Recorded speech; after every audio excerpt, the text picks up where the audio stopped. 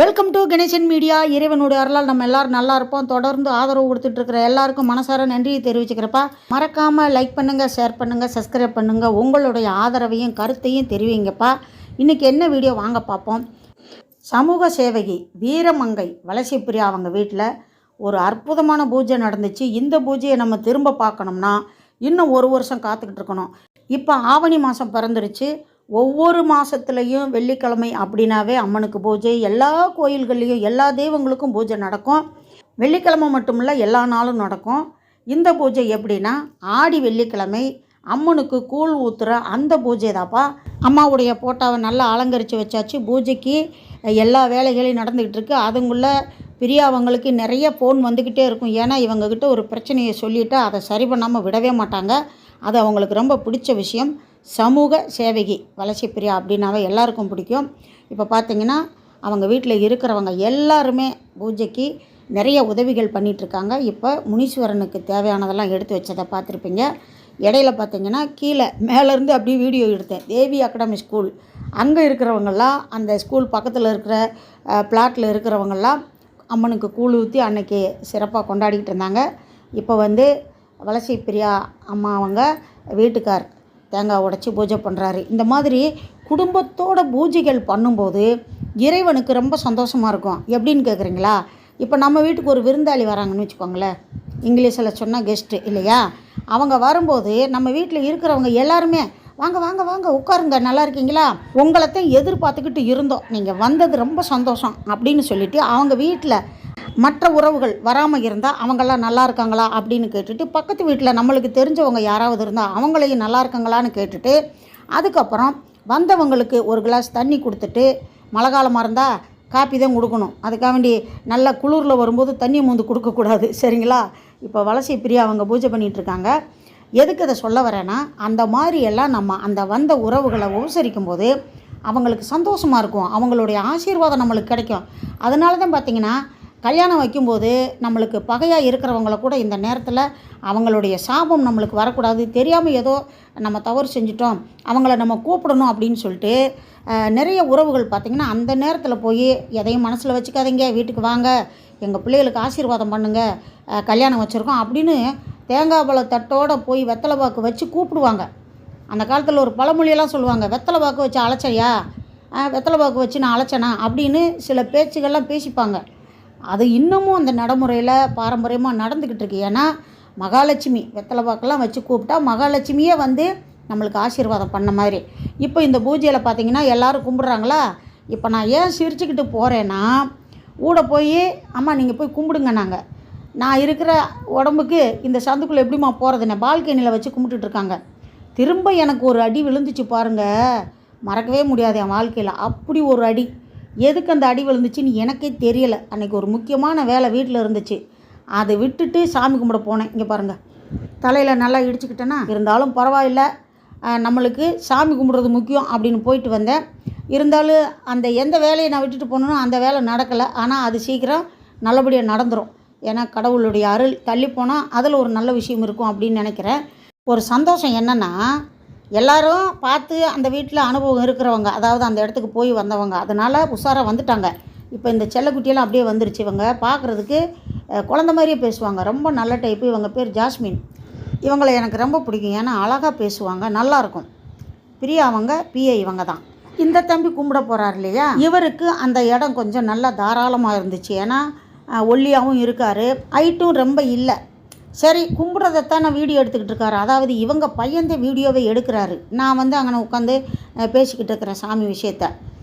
இப்போ தீபாரத்தனையெல்லாம் காட்டுறாரா, நல்லா முறைப்படி கும்பிட்டாரு. ரொம்ப பக்தியான மனுஷன். அவங்க ஒய்ஃபு, அவங்க பையன் எல்லாருமே வந்திருந்தாங்க குடும்பத்தோடு. அதாவது பிரியா வீட்டுக்கு சாமி கும்பிட வந்திருந்தாங்க.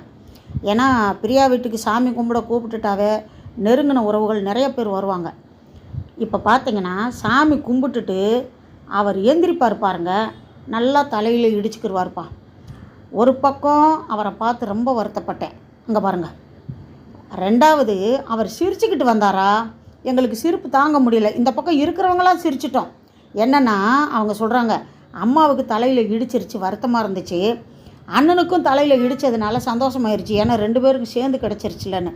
இந்த சில வீட்டில் பார்த்திங்கன்னா கரண்ட் போயிடுச்சுன்னா பக்கத்து வீட்டில் கரண்ட் இருக்கான்னு பாரு, தெருவில் கரண்ட் இருக்கான்னு பாரு. இல்லை அப்படின்னா அப்பா பரவாயில்ல, அவங்களுக்கும் சேர்ந்து தான் போயிருக்கு அப்படிங்கிற மாதிரி. சும்மா விளையாட்டுக்கு சொல்கிறேன். எல்லா பக்கமும் கரண்ட் இல்லைன்னா ஏதோ ஒரு பிரச்சனை, சீக்கிரம் வந்துடும் அப்படின்னு சந்தோஷப்படுறதுக்கு தான். அவருக்கு தலையில் இடித்தது எனக்கு உண்மையிலே வருத்தமாக இருந்துச்சு. இனிமேல் யாருக்கும் அப்படி நடக்கக்கூடாதுன்னு நம்ம வேண்டிக்கிறலாம். இப்போ பார்த்தீங்கன்னா கூழ் ஊற்றுறதுக்கு எல்லாம் ரெடி பண்ணி வச்சாச்சு. இப்போ முனீஸ்வரனுக்கு பூஜை பண்ணிட்டு வந்துட்டோமா, அடுத்து வீட்டுக்குள்ளே அம்மாளுக்கு பூஜை பண்ண போகிறோம். இவங்க பூஜை பண்ணுற ஒவ்வொரு விஷயத்தை பார்த்திங்கன்னா அருமையாக பண்ணுவாங்க. அதுக்குண்டான வேலைகள் எல்லாத்தையுமே ரொம்ப கரெக்டாக பொறுமையாக எடுத்து செய்வாங்க. இப்போ ஒரு அம்மா போகிறாங்க இல்லையா, அவங்க தான் வலசை பிரியா, அவங்க அம்மா. இப்போ நீங்கள்லாம் கூழ் ஊற்றலையாம்மா அப்படின்னு கேட்பீங்க. எனக்கு அந்த பழக்கம் இல்லைப்பா. ஆனால் கோயிலுக்கு அந்த கூழ் ஊற்றுறதுக்காக காசு கொடுத்துருவேன், அப்படி இல்லைன்னா கேழ்வரகு வாங்கி கொடுப்பேன். இப்போ தம்பி என்ன பண்ணுறாருன்னா, வீட்டு முன்னாடி சாய்பாபா போட்டாருக்கு, அவருக்கும் தீபாரத்தனை காட்டிட்டு எல்லாருமே ஒரே மாதிரி பக்தியாக இருப்பாங்க. அதுதான் எனக்கு இவங்களை ரொம்ப பிடிக்கும். பொம்பளை பிள்ளைகளும் சரி, அந்த பையன் தங்கக்குட்டி சஞ்சய் வரமிருந்து பெற்ற புள்ள அவனும் சரி, பக்தியில் பிரியா வீட்டுக்காரும் சரி, ஒத்துமையாக சாமி கும்பிட்றது. அதுதான் ஒத்துமையாக சாமி கும்பிடும்போது என்ன ஆகும்னா, இறைவன் அருள் அங்கே நிறைய கிடைக்கும். இறைவனை குடும்பத்தோடு கூப்பிடும்போது எப்படி இருக்கும்? இப்போ நான் முன்னாடி ஒரு உதாரணம் சொன்னேன்ல, வீட்டுக்கு வர்றவங்களை நம்ம வாங்க வாங்கன்னு எல்லோரும் கூப்பிட்டா எப்படி இருக்கும்னா, அதே மாதிரி இந்த சாமி கும்பிட்ற விஷயத்தையும் குடும்பத்தோடு சேர்ந்து கும்பிட்டா நிறைய நல்ல பலன்கள் கிடைக்கும். சில வீட்டில் பார்த்திங்கன்னா பெண்கள் கும்பிடுவாங்க, ஆண்கள் கும்பிட மாட்டாங்க. அதே மாதிரி ஆண்கள் கும்பிடுவாங்க, பெண்கள் கும்பிட மாட்டாங்க.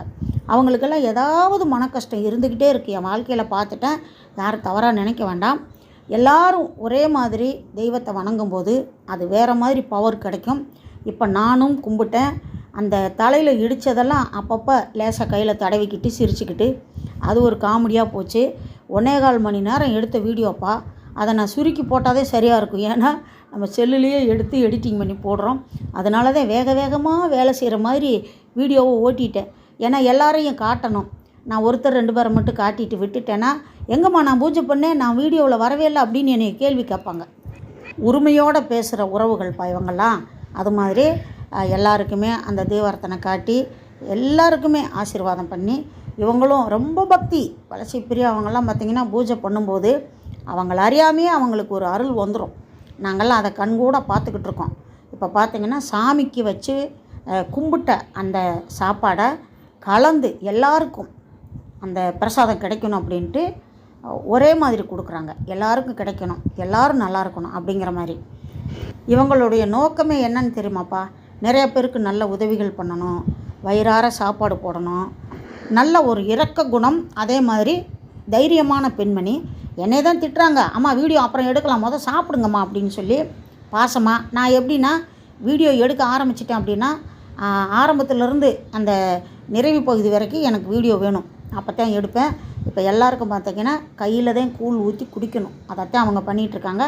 அதுக்கப்புறம் டம்ளர் முதல்ல எல்லோரும் கொஞ்சம் கொஞ்சம் கையில் வாங்கி குடிச்சிட்டு அதுக்கப்புறம் டம்ளரில் குடிங்கம்மா, ஏன்னா அது பாரம்பரியமாக அந்த மாதிரி வந்ததுனால அதையே செய்யுங்க அப்படின்னு சொன்னாங்க. அது உண்மையிலேயே நல்ல விஷயந்தான். ஏன்னா அந்த காலத்துலலாம் அப்படி தான் குடித்தாங்க. இறைவன் நம்மளுக்கு கை காலையெல்லாம் நல்லா படைச்சி மூளையை கொடுத்து உங்களுக்கு தேவையானதெல்லாம் கொடுக்குறேன், அதை நல்ல வழிக்கு பயன்படுத்திக்கங்க அப்படின்னு சொல்கிற மாதிரி ஒவ்வொரு நிகழ்ச்சியும் நடந்துகிட்ருக்கு. இப்போ வராங்க பார்த்திங்களா, இவங்க பேர் லக்ஷ்மி. இவங்க வீட்டில் தான் வலசரவாக்கம் வந்த புதுசில் குடி வந்தோம். இப்போயும் எங்களுடைய நட்பு தொடர்ந்துக்கிட்டே இருக்குது. நல்லபடியாக வீட்டில் பூஜையை முடித்து கூழ் எல்லாம் சாப்பிட்டுட்டு எல்லோரும் மேலே உட்காந்து மலரும் நினைவுகள் மாதிரி மிச்ச கதையெல்லாம் பேசிக்கிட்டு இருந்தோம் ஆன்மீகத்தோடு சேர்ந்து. தம்பி என்ன பண்ணார், கூழ் பானையை தூக்கிட்டு கீழே போய் பாதசாரிகளுக்கு அங்கே தெரிஞ்சவங்களுக்கெல்லாம் நான் கூழ் ஊற்றுறேன் அப்படின்னு பிள்ளைகளையும் கூப்பிட்டுட்டு கிளம்பிட்டாங்க. எல்லாருக்கும் அம்மனுடைய அருள் கிடச்சி உலகில் உள்ள அனைத்து நல்ல உயிர்களும் இன்புற்று வாழ வேண்டும் அப்படின்னு வேண்டிக்கிறலாம். வீடியோ பிடிச்சிருக்குன்னு நினைக்கிறேன். முழுசாக வீடியோ பார்த்ததுக்கு ரொம்ப நன்றியை தெரிவிச்சுக்கிறப்பா. அடுத்த வீடியோவில் சந்திக்கலாம். அதுவரை பாய்ப்பா.